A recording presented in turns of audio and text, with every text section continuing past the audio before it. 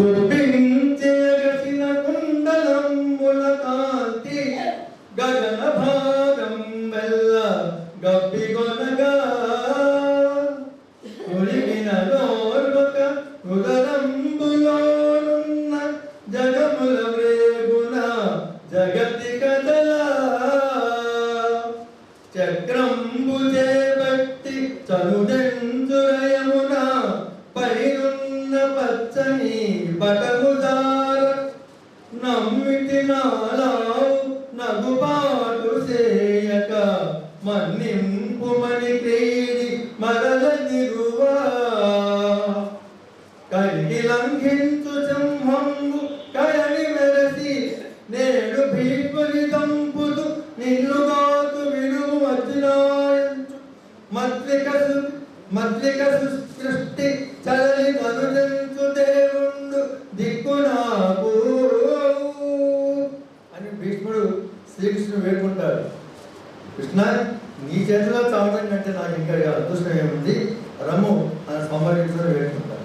ఇది 10 నిమిషాలు.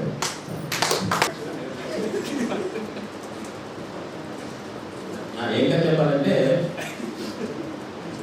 విపసన నేర్చుకోక ముందు, విపసన నేర్చుకున్న తర్వాత ఎలా ఉంటుంది అనే కథ మనకు కావాలి. అంటే జోక్ కానీ సీరియస్ తీసుకోకండి. విపసనకి దీనికి సంబంధం లేదు. అంటే ఇంతకంటే దుర్భర స్థితి ఉంటే తప్ప అనే విషయం అనమాట. మనందరికీ పెన్షన్సే కాబట్టి మనకేం తెలవట్ల కష్టాలు ఎట్లా ఉంటాయో. ఓటో దానికి పెట్టే ఏటీఎం పెట్టే అయిపోయింది. ఇప్పుడు ఏటీఎం కూడా పెట్టకుండా ఫోన్పేలు అవి ఇవి వచ్చేసినాయి కొత్తగా. సో మనకి ఏం కావాలంటే అది ఒకసారి నొక్కితే వచ్చేస్తుంది కానీ మనకేం తెలవదు. ఒక చిన్న క్లర్క్ ఉంటాడు అనమాట.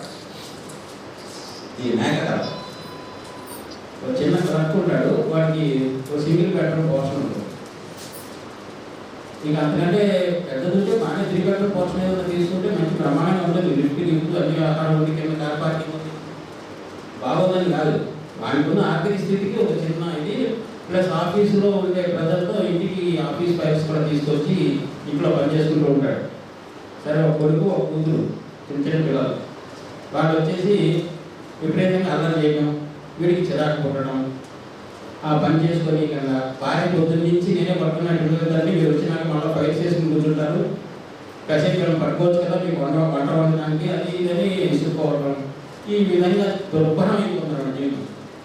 ఎంత దరిద్రంగా బతికేకంటే పోయి సన్యాసుల్లో కలిస్తే ప్రశాంతంగా ఉంటుంది.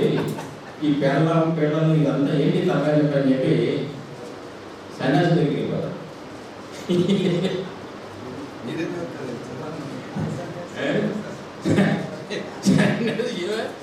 సన్యాసులో వెళ్ళిపోతే అక్కడే కష్టపడమని కాదు. ఈ హెడేక్ అయితే ఇంకోటి కానీ ఈ భార్య పిల్లలు ఉండదు కదా. సన్యాసి మొత్తం కథంతా ఇస్తాడు. కథంతా ఇది దీనికోసం నువ్వు సన్యాసులో కట్టాలనుకునేది ఇదే పెద్ద విషయమే కాదు. ఒక మేక కొనుక్కో, మంచి మేకను దాన్ని కొనుక్కుని ప్రశాంతంగా తీసుకుని మీ ఇంట్లో కట్టేసేవాళ్ళే నీ సమస్యలన్నీ సాల్వ్ అయిపోతాయి. అని ఇంత చిన్న విషయానికి ఇంతకాలం కష్టపడింది. ఒక మేకను కొనుక్కుంటే ఇంత సమస్య సాల్వ్ అయిపోతుందా? కుటుంబంలో ఇన్ని సమస్యలకి మేక లేకపోవడమే కారణమా అని చెప్పి వాళ్ళు ఒక ఇప్పుడంటే 10,000 అప్పట్లో కథ కొంచెం పాతలు కాబట్టి 500 పెట్టి మేక అనుకోండి. మేకనే మన కలదు కాబట్టి 500 వేసుకోండి. గొప్ప 500 మేక ఎక్కడ ఆడకండి. ఏదో పుస్తకం వాళ్ళు మనకి కదా. సరే, మేక కొనుక్కుని ఇంటికి వెళ్ళి మేకని కట్టేస్తారు. నాకు ఈ దరిద్రాన్ని మళ్ళా పెట్టారేంటని ఇక భార్య మామూలుగా చదవదు, భయంకరంగా ఉంటుంది. సరే, మనం 4 రోజులు సన్యాసి మాట వింటే మనకు సమస్య సాల్వ్ అవుతుంది కదా, భార్య మాట ఎందుకు అనుకుంటాడు. మేక 1, 2 చేస్తూ ఉంటుంది. ఏ కడగలేక వస్తున్నాం పిల్లలు, మన దీన్ని కూడా నేనే కడగాలి. ఇంకా దరిద్రంగా ఉంటుంది. ఇక ఆడపిల్ల వెనకాల తోక తాగితే మగవాడు ముందు కొమ్ములు చెక్కడం, మొత్తానికి మేకతో వాడు పాఠాలు కూడా వదిలేసేసి వీడి ఆఫీస్ వైస్ సర్వనాశనం అయిపోయి ఇంకా కాస్త దరిద్రంగా ఉంటుంది. ఇప్పుడు మళ్ళా సన్యాసి దగ్గరికి వెళ్ళి చాలా మీరు చెప్పిన దాంట్లో నిజం లేదు, మీరు కొనుక్కోమన్నట్టు ఒక మేకను కొనుక్కున్నాను కానీ చాలా దరిద్రంగా ఉంది, చాలా కష్టమైపోయింది, అసలు నేను సన్యాసిలో చాలా అనిపిస్తున్నాను. అంటే ఇంత దానికి నీకు లోటు సరిపోయినట్లేదా, ఒక మేక నీకు భరించినట్లేదు, 2వ మేకను కొనుక్కోవాడు.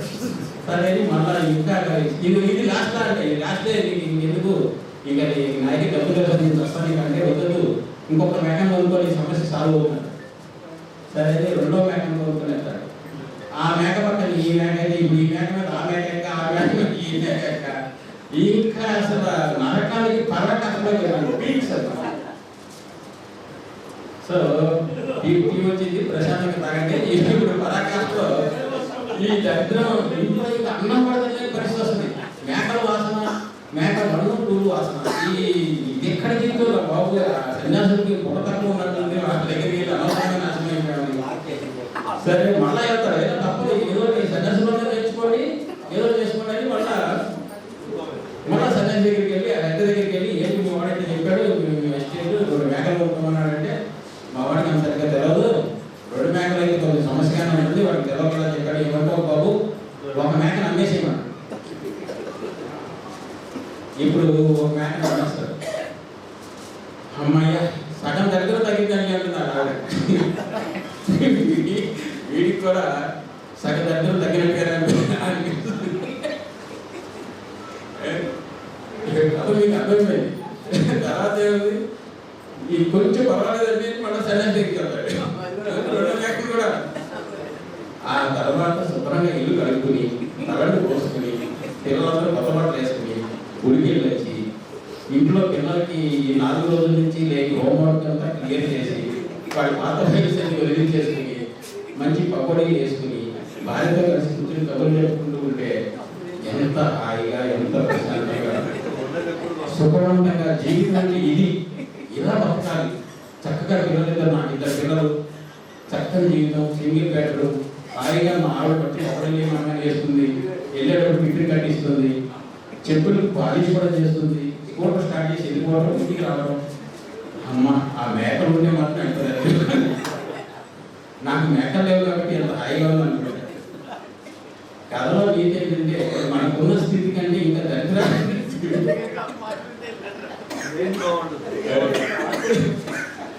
చూస్తే తప్ప మనం ఎంత ఉన్నామో మనకు తెలియదు. సో పెన్షనర్స్గా మనందరము 2 మేకలు లేకనే ఎంతో సుఖంగా ఉన్నాం, ప్రశాంతంగా ఉన్నాం. ఇది వాగ్దానం సినిమాలో, పాత రోజుల్లో మనం వాగ్దానం సినిమాలో చూసే ఉంటాము. సీతా కళ్యాణ హరికథ. ఇది 1961లో రిలీజ్ అయినటువంటి సినిమాలో ఒక భాగం. ఇది రేలంగి నరసింహారావు గారు రేలంగి. దీనికి అద్భుతమైన నటన, ఘంటసాల గానం.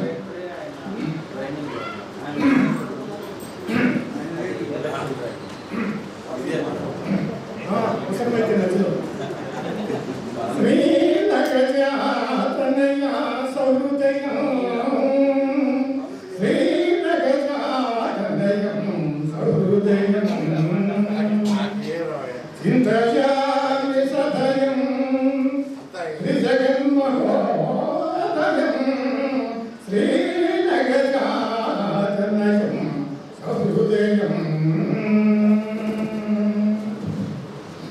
శ్రీరామ భక్తులారా, ఇది సీతా కళ్యాణ సత్కథ. 40 రోజుల నుంచి చెప్పిన కథ చెప్పిన చోట చెప్పకుండా చెప్పుకొస్తున్నాను. అంచేత కించిత్ గాత్ర సౌలభ్యానికి అభ్యంతరం ఏర్పడింది నాయన. దివాకరం నాయన, కాస్త పాలు తీయాలి, ఏమైనా ఉంటే.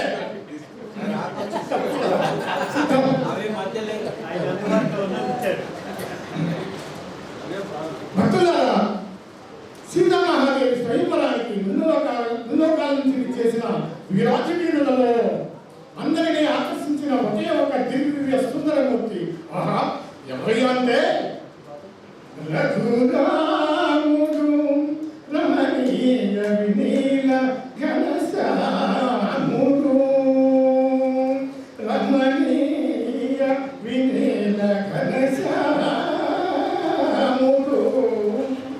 వాడు నెలవేడు సరిచోడు మొనగాడు, వాని కనులు మగ నీలనేగుగా, వాని నగవు రతనాలు జాలుగా, వాని కనులు మగ నీలనేగుగా, వాని నగవు రతనాల జాలుగా.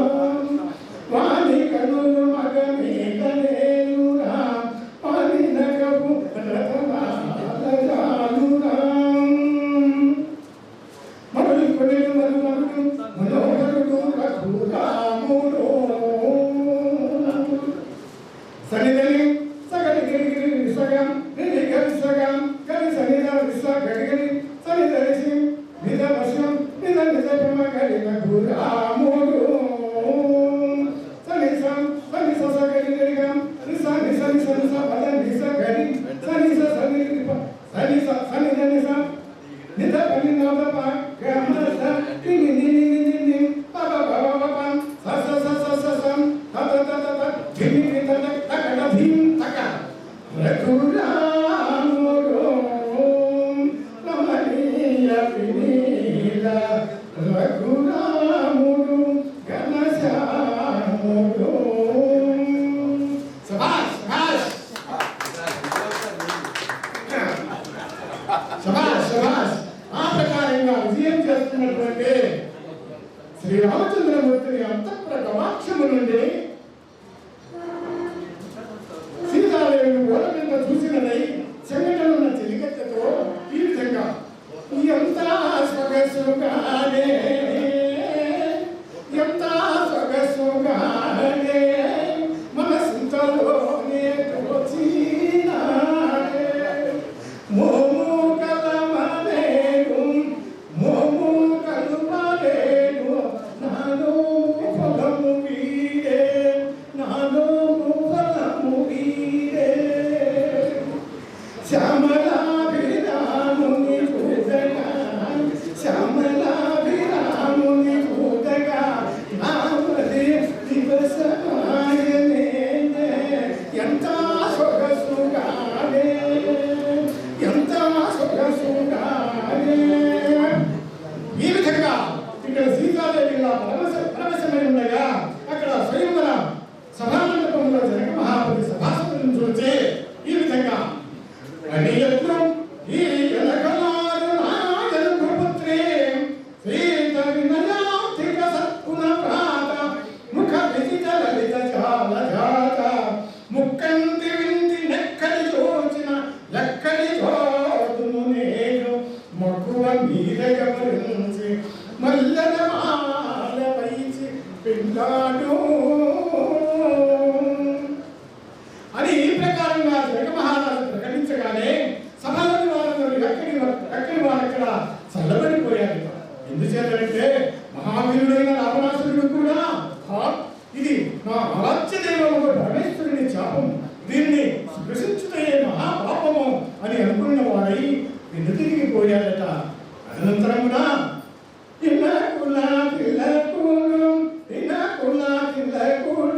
నిలకడ కల క్రొక్కాలు మెరుగుమలే నిలిచి తన గురువకు విశ్వామిత్రుని ఆశీర్వాదము తలదాచి తన గురువకు విశ్వామిత్రుని ఆశీర్వాదము తలదాచి సదమలముద గజ గమనముతోనే స్వయం మరవేది గణంత మదన విరోధి సదాసనమున తన కదమునూరినయంత హెల్లుమనే విల్లు గంటలు కల్లుమనే గుబిల్లుమనే గుండె గుబులకు చల్లుమనియ చాలకీయంత ఒక నిమిషమునందే నయము జయమున భయము విస్మయము కదురా ఒక నిమిషమునంద నయము జయమును భయము విస్మయము కదరా శ్రీమంత్రమరమా గోవిందో భక్తులు నిద్రావస్థలో ఉన్నట్టున్నారు. ఆయనరా శ్రీమంత్రమారమణ గోవిందో శ్రీమంత్రమారమణ గోవిందో. ఈ విధంగా భక్తుల ఈ విధంగా శ్రీరామచంద్రమూర్తి శివదన్న భూములు గావించినాడు. అంతటా భూతలనాథుడు శ్రీరాముడు భూతలనాథుడు శ్రీరాముడు ప్రీతుండై వెళ్ళియాడే పృథుగుణమని భాగ్యపేతం సీతం భూతలనాథుడు రాముడు ప్రీతుండై వెళ్ళియాడే. శ్రీమద్రమారమణ గోవిందో శ్రీమద్రమారమణ గోవిందో. శ్రీరామమూర్తి ఇవి సులభమైన పాటలు కాదు, పద్యాలు కాదు. ప్రాక్టీస్ ప్రాక్టీస్ చేయడానికి కూడా ముందు నోరు తిరగాలి, పదాన్ని పలకగలగాలి, కొంత అర్థం తెలిసి ఉండాలి, దాన్ని రసవతరంగా పాడే ప్రాక్టీస్ చేసి ఉండాలి. అప్పుడే మనకి డయాస్ మీద నుంచి ఒక మంచి స్వరం, మంచి పాట వినిపిస్తుంది. వీళ్ళు చాలా ప్రాక్టీస్ చేశారు. ప్రాక్టీస్ చేసి అంటే కేవలం అదే ముఖ్యమైనటువంటి పని కాదు, అన్ని యాక్టివిటీస్లో ఉంటూ కూడా వాళ్ళలో ఉన్నటువంటి కళని ప్రాక్టీస్ చేస్తూ ప్రదర్శిస్తున్నారు.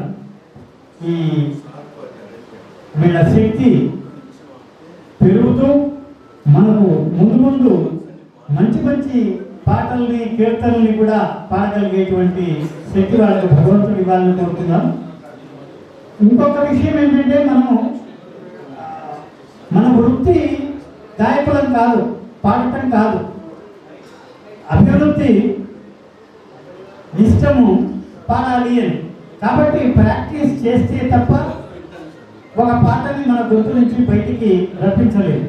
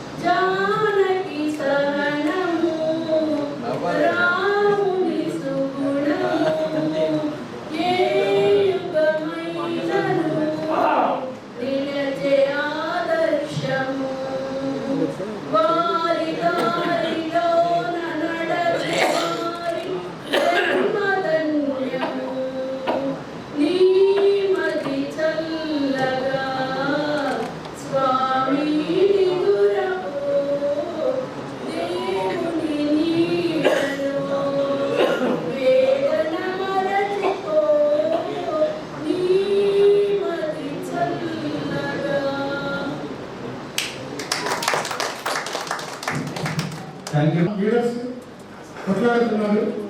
దాని స్థితిగతులు క్లుప్తంగా వివరించడానికి ప్రయత్నం చేయాలని. నమస్కారం. ఈరోజు సీనియర్ స్టూడెంట్స్ 5వ వార్షికోత్సవంలో వార్షిక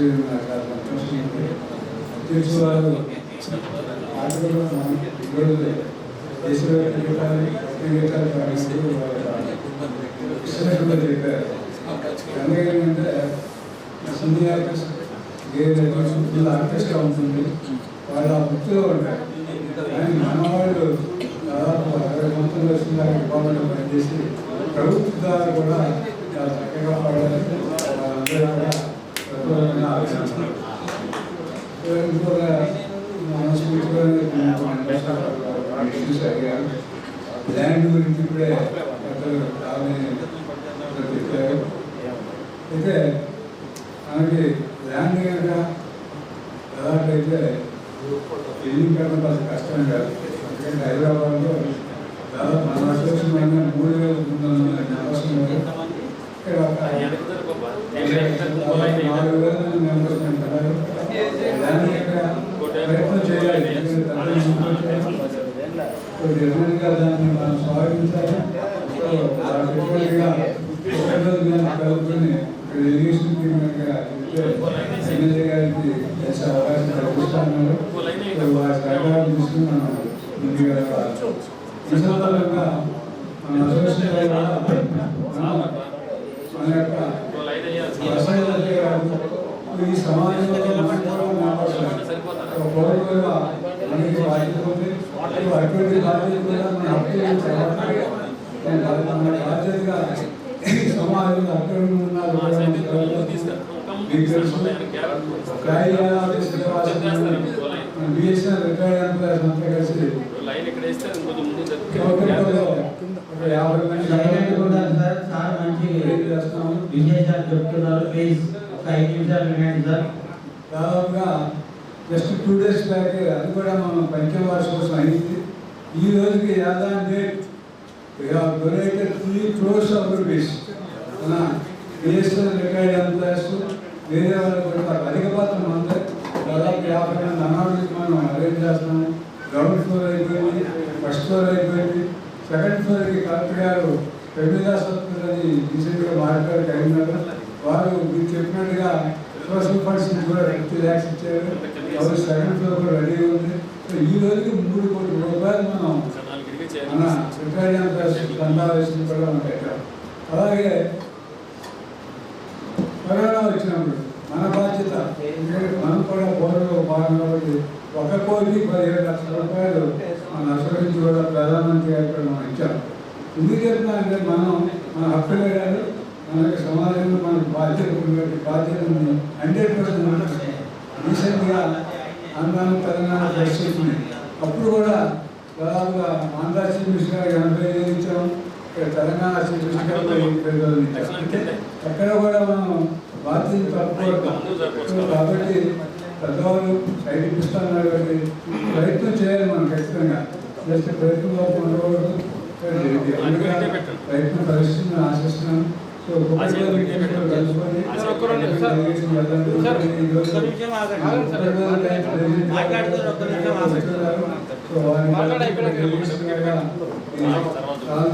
సహకారం కలిస్తే మనం ప్రయత్నం చేయాలని చెప్పి దాని మీద శ్రద్ధ ఎక్కువ పెట్టమని చెప్పి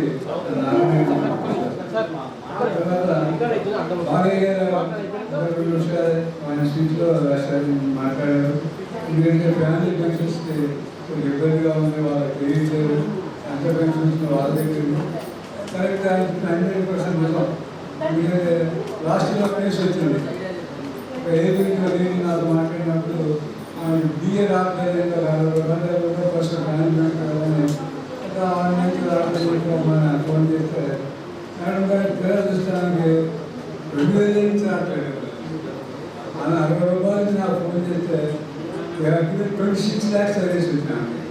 అంటే ఎంత రావాలో కూడా తెలియని పరిస్థితిలో దాని గురించి ఉంటారు. దాన్ని మంచిగా 26 లక్షల రూపాయల మనం స్టార్ట్ టైం కానీ తెలియకుండా 60 రూపాయలు రావాలని 60 తగ్గిందని కానీ ఎప్పటి నుంచి ఎక్కడ అది చెప్పి కరెక్ట్ బాగా కాదు.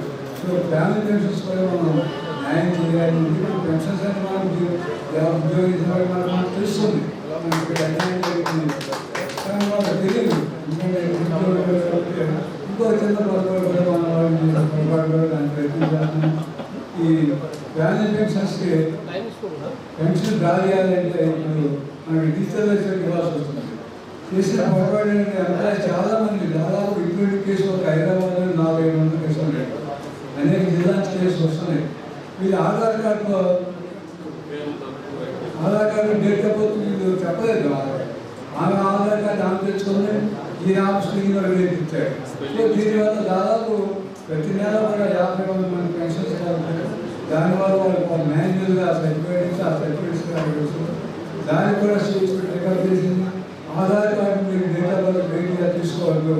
ఆధార్ కార్డు వెళ్ళి సర్టిఫికేట్ ఐడెంటిఫై రెసిడెన్స్ సర్టిఫికేట్ తీసుకోవాలి. Aadhaar card date of birth తీసుకోవద్దు. ఎంప్లాయీ తప్పకుండా ఏమైతే చెప్పారో ఆవిష్కృతంగా మన పేరు ఏదైతే దాన్నే తీసుకొని మనం స్నేహితులుగా రికార్డు అది కనుక త్వరలో ఎదుగుతుందని ఆశిస్తున్నాను. అది సెటిల్ అయితే దాదాపుగా కొన్ని వేల మంది ఫ్యామిలీ చూస్తున్నారు. వాళ్ళకు కూడా సరైన రెస్పెక్ట్ మిగతా చాలా సంఖ్య ఎక్కువ అనిపించింది. కానీ ఇప్పుడు ప్రభుత్వంలో కేంద్ర ప్రభుత్వం ఎలా ఉంటుందంటే దాదాపుగా కొంచెం ఒక క్యాపిటలిస్ట్ పక్కన వేసేటువంటి విధానంలో మనం వెళ్తా ఉన్నాం. సో మన న్యాయాన్ని కోరుతున్న వాళ్ళు కోర్టు ద్వారా మొత్తాన్ని అనేక ప్రయత్నాలు చేసి వాళ్ళు స్వచ్ఛంగా పార్లమెంట్లో చెప్పారు. ఈ దేశంలో వర్కింగ్ ఎంప్లాయీస్కి పేరు అయితే మీకు రిటైర్ ఎంప్లాయీస్ పార్లమెంట్ చెప్పారు. నిన్నమంది ఎంపీ గారు కూడా మానవాసిన కొత్త మంత్రి గారు అదే పాల్గొన్నారు. సో చాలామంది మన వాళ్ళు ఏ ప్రకటన చేశారు. దీంట్లో రిఫరెన్స్లో మన బిఎస్ఎన్ ఎంప్లాయీస్ కూడా జాతర జరిగేమని వారి ప్రభుత్వం నిర్ణయం చేసి కోర్టులో కూడా ఎటువంటి అభివృద్ధి ట్రై చేస్తున్నారు. సో లెటర్ వెయిట్ బహిరంగ హైకోర్టు మనం కింద పేపర్ మీడియాలో ఇచ్చాము. మీడియాలో ఇవ్వాల్సిన వాళ్ళు పెన్షన్ చేయాలన్నారు. అందులో హైకోర్టు అప్పీల్ చేయాలి. హైకోర్టులో కూడా 5 వారాల్లో చేయమంటే తర్వాత లేకపోతే దానికి పెనాల్టీ కూడా ఇచ్చారు. ప్రభుత్వం పెనాల్టీ కట్టాం.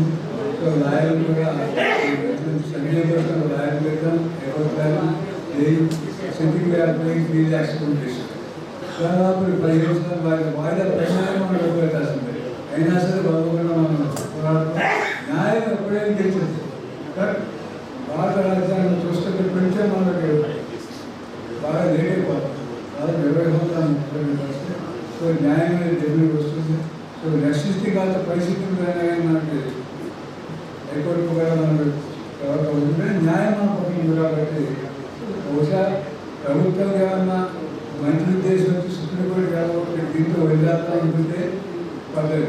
లేదా సుప్రీంకోర్టు కూడా దానికి కూడా మనం రెడీగా ఉన్నాం. ఎందుకంటే అసోసియేషన్ ఎంతమంది న్యాయం ఉన్నారు. We are well off as on date we are having ఏది 2.5% డిఫరెన్స్ చూడండి. ఎంత లాయర్ లైన్ పెట్టేసరికి మనం చేసిన చూడదాకా పోరాటం ఆల్రెడీ ఒక కేసు పోరాడే మనం ఒక్కొక్కరు 20 లక్షలు వేసేసుకుంటున్నాం. సో కాబట్టి దయచేసి కొంచెం పేషెన్స్ ఇవ్వండి అన్నమాట. ఎందుకంటే కోర్టులో తెలియదు కాబట్టి ఇక సమర్థింపులు అనేది అయిపోయింది. సో డెఫినెట్గా ఈ మంత్లో హైకోర్టు జడ్జిమెంట్ వస్తుంది. ఎక్స్పెక్ట్ ఈ మంత్లో ఎక్స్పెక్ట్ వస్తుంది. డెఫినెట్గా 100% మనకే ఫేవర్గా వస్తుంది. అంటే న్యాయం మన పక్కన ఉంటుంది. సో కాబట్టి సుప్రీంకోర్టుకి అయితే మళ్ళీ కోర్టు చేసుకుంటుంది. కాబట్టి విషయంకి very patient latest information. So మనం కూడా ఆశావాదంగా ఉన్నారు. వాయుపులో ఉన్నారు. ప్రధానంగా వచ్చే చెప్పారు ఈ ప్రశాంతంగా ఫస్ట్ విషయంకి పాయింట్ రెండు టెన్షన్ పడకూడదు. ఈ ఏజ్లో అసలు టెన్షన్ అక్కడ వస్తుంది. అదే వస్తుంది. ఎన్నో వచ్చింది మనకి. అంటే కొంచెం ఖచ్చితంగా మనం న్యాయంగా కోరు కాబట్టి ఖచ్చితంగా సాధిస్తామని ఆశ ఉంది. So later wait for the court judgement. This is the latest question. సో మనం కూడా సాధ్యమైనంత మన శక్తి మీద పౌరులుగా మనకన్నా చాలామంది ఈ భారతదేశంలో మనకన్నా తప్పిస్తుంది కోరుతున్నాను ఉన్నారు. కొంతవరకు మనం మన శక్తి మీద కూడా వాళ్ళకి న్యాయం చేయాలని చెప్పి ఎప్పటికీ కార్యక్రమాలు పాల్గొని అసోసియేషన్ ఒకటి 2 సంవత్సరాలు 2 సార్లు అన్నదానం మనం చాలా విధిగా చేస్తాం. గర్వం లేకపోవచ్చు. ఎందుకంటే మనం ఉన్నంతో మన కోరిక ప్రజలు మనకన్నా వాళ్ళ బాబు అయితే మనం చూస్తాం. మన అప్పుడే కాదు మన బాధ్యత కూడా నెరవేరుస్తున్నాం. కాబట్టి దానికి కూడా నేను సహకరిస్తున్నారు. బాగా ఇంకా కంటిన్యూ కావాలని ఖచ్చితంగా భవిష్యత్తులో మనకి న్యాయం జరిగింది.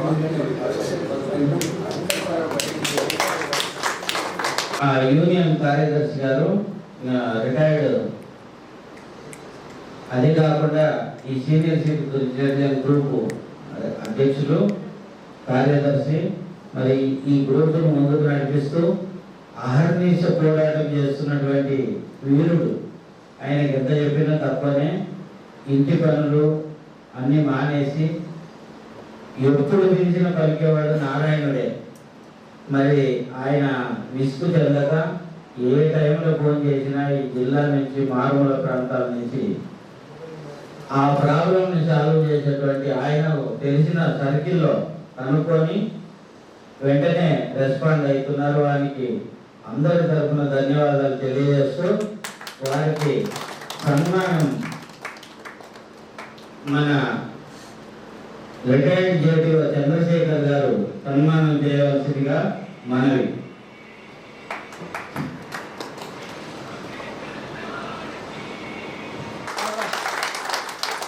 Thank you sir. చంద్రశేఖర్ గారికి థ్యాంక్స్ తెలియజేస్తూ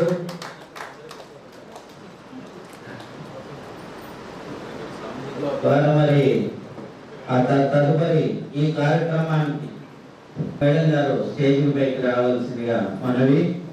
వారికి మరి మా వెంకయ్యమ్మ గారు శాల్వాతో సత్కరించవలసిందిగా మనవి. అదేవిధంగా నారాయణ గారు వాళ్ళ సతీమణి గారికి నారాయణ గారికి జేమ్స్ దివాకర్ పూలమాలకు సత్కరించారు. అదేవిధంగా పూలమాలతో మేడం గారిని సత్కరించవలసిందిగా మనవి. చాలా ఆనందంగా ఉంది సార్. రెండు సైజ్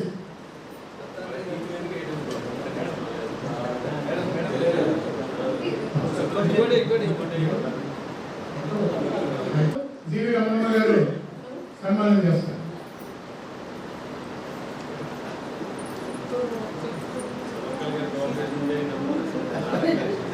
ఇది నా గురించి నా మిసెస్ గురించి చాలా తక్కువ చెప్పారు.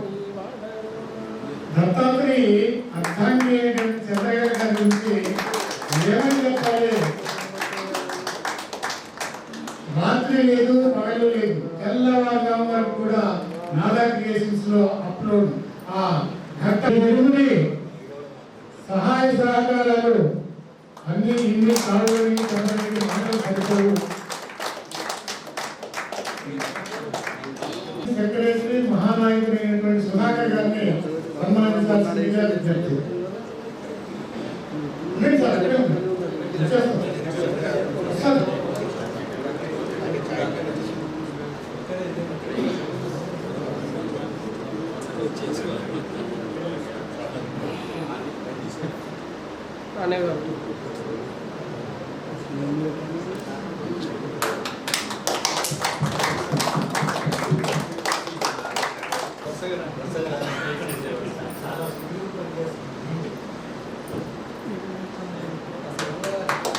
ముఖ్యంగా ముగ్గురికి మూడో వ్యక్తులైనటువంటి ఈ సభ అధ్యక్షులు అయినటువంటి టిఎల్ ప్రసాద్ గారిని కూడా చెప్పలేదు.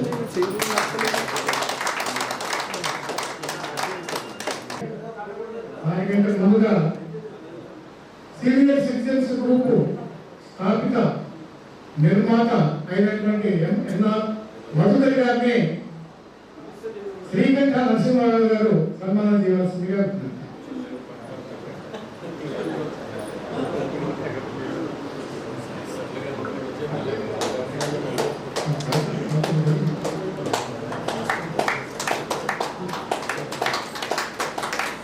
నరసింహారావు గారు హైదరాబాద్ జిల్లా కార్యదర్శి అయినటువంటి మధు గారికి సన్మానం చేయవలసిందిగా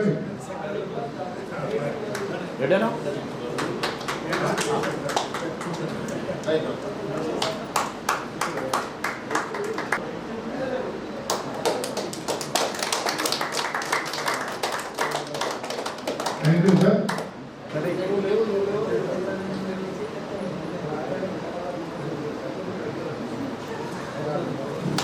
thank you sir.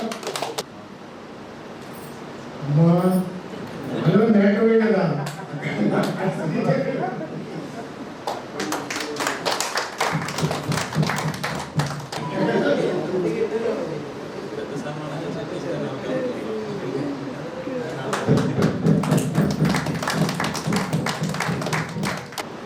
K Ramakrishna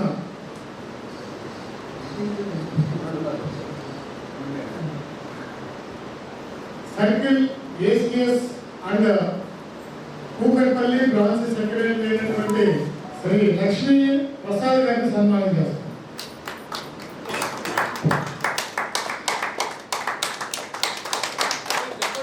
సమయపాలన బట్టి పాటించారు.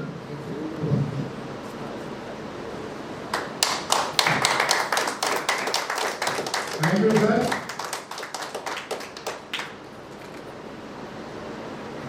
బాగయ్య గారిని మరి అన్ని విధాలుగా అన్ని వేళల్లో సహాయ సహకారాలు అందించేటువంటి ఆత్మీయుడు శ్రీ ఎస్ చెన్నకేశ్వర రెడ్డి గారు వచ్చి సన్మానం చేయవలసిందిగా విజ్ఞప్తి.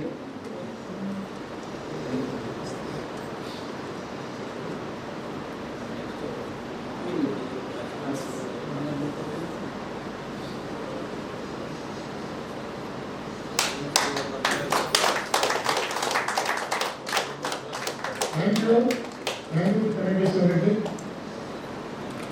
అదేవిధంగా చెన్నకేశ్వర రెడ్డి గారిని కాదు పంతులు గారు లక్ష్మీనారాయణ గారు సన్మానం చేస్తాం. ఆయనకి ఇంకా అవ్వలేదు.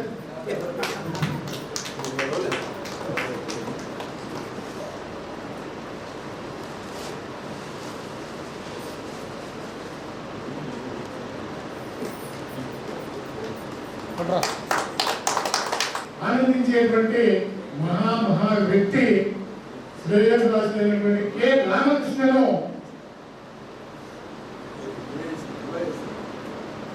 మన దుబాయ్ వెంకటేశ్వర్లు సన్మానం చేయవలసిందిగా విజ్ఞప్తి.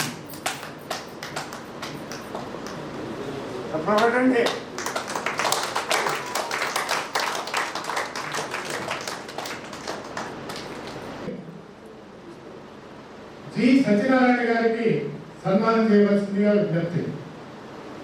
జేమ్స్ దివాకర్ గారు చేస్తారు.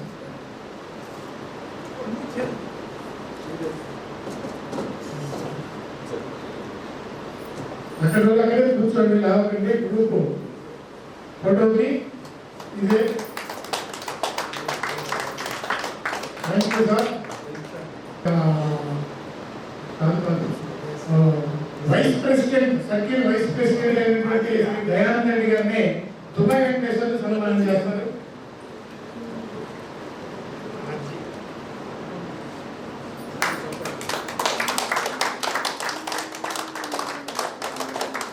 Thank you sir. లక్ష్మీనారాయణ గారు ఒకసారి లేచి నిలబడాలి సార్. ఆయన పేరు ఎన్ లక్ష్మీనారాయణ. పేరు కూర్చోండి సార్, కూర్చోండి. లక్ష్మీనారాయణ గారు ఎంత ఆధ్యాత్మికతలో ఉంటారంటే ఒక చిన్న ఎగ్జాంపుల్ చెప్పి ఆయనకు సన్మానం చేద్దాం సార్. ఆయన డ్యూటీలో ఉన్నా సరే, ఒక పనిలో ఉన్నా సరే పరధ్యానంలో ఉంటాడు. పరధ్యానము 99 పాలు పరధ్యానంలో ఉంటారు. దారిలో నడుస్తూ కూడా ఆయన పరధ్యానంలో ఉంటారు. మరి ఆ భగవంతుడే ఆయన ట్రాఫిక్ లో నడిపిస్తారేమో నేను అనుకుంటాను. ఎందుకంటే నాకు 2 సార్లు ఆ ఎక్స్పీరియన్స్ సార్. మూర్తి గారు, నేను ఇదే వేణుగోపాల స్వామి గుడి ముందు ఒకసారి ఆయన ఆపోజిట్ లో వస్తున్నాడు, నేను రైట్ వేలో నేను ఆయనకి ఎదురవుతున్నాను. అంత దూరం నుంచి ఆయన డ్యూటీ నుంచి వస్తూ ఇలా బ్యాగ్ పెట్టుకొని ఇలా నడుచుకుంటూ వస్తున్నాడు. నవ్వుకుంటూ వస్తున్నాడు. నన్ను చూసి నవ్వుకుంటూ వస్తున్నాడు కదా. నేను నవ్వుకుంటూ దగ్గరికి వచ్చాను. నా దగ్గరికి వచ్చాక ఆయన ఏం తెలియనట్టు వెళ్ళిపోయాడు. అంటే ఆయన ఎంత పరిచయంలో ఉంటాడో నాకు అర్థమైంది. ఇదే ఒకసారి ఆఫీస్ రోడ్లో కూడా ఇదే నాకు ఘటన ఎదురైంది. అంత పట్టించుకోలేదు. 2వ సార్లు నాకు కన్ఫర్మేషన్ ఏంటంటే ఆయన ఎప్పుడు పరిచయంలో ఉంటాడు, భగవంతు నామంలో ఉంటాడు. కాబట్టి అటువంటి మహా వ్యక్తికి మా ఆత్మీయుడు తోటి రంగస్థల నటుడు అయినటువంటి శ్రీ పురాణి గారిని లక్ష్మీనారాయణ గారిని సన్మానం చేయవలసిందిగా విజ్ఞప్తి.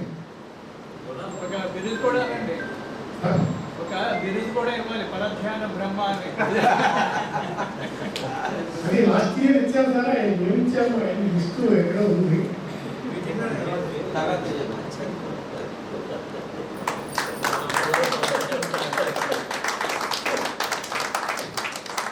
మంచి నటుడు అయినటువంటి శ్రీ పురాణి గారికి 3 మహిళా మనులు ఆయన సన్మానం చేయవలసిందిగా విజ్ఞప్తి.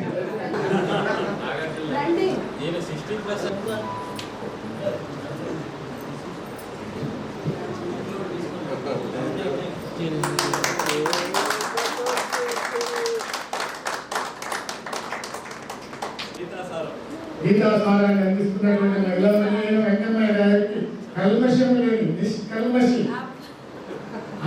చెప్పాలంటే పదాలు ఎదుర్కోవాలి. ఎందుకంటే ఈ రోజుల్లో పదాలు లేవు.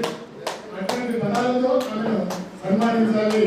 ఏకైక మహిళా మరియు సోదరి అయినటువంటి వెంకయ్యమ్మ గారిని మహిళా మనులు నలుగురు వచ్చేసి సన్మానం చేయవలసిందిగా విజ్ఞప్తి.